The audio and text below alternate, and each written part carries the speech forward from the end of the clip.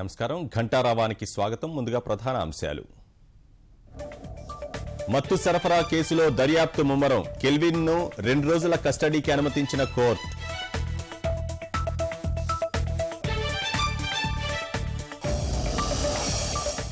పలు రకాల ఔషధాలతో నకిలీ ఎల్ఎస్డీ తయారీ. సికింద్రాబాద్ లో ఒకరిని అరెస్టు చేసిన నార్కోటిక్ బృందం.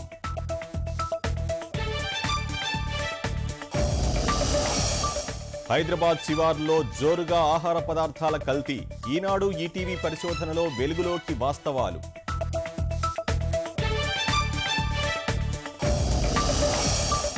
ఉద్యోగులు పెన్షనర్లకు పూర్తి స్థాయి ఆరోగ్య పరీక్షలు. ఆంధ్రప్రదేశ్ సీఎం నిర్ణయం. 8,50,000 మందికి లబ్ధి. అమరావతిలో నేటి నుంచే ఎస్ఆర్ఎం వర్సిటీ కార్యకలాపాలు. చంద్రబాబు వెంకయ్య చేతుల మీదుగా ప్రారంభం.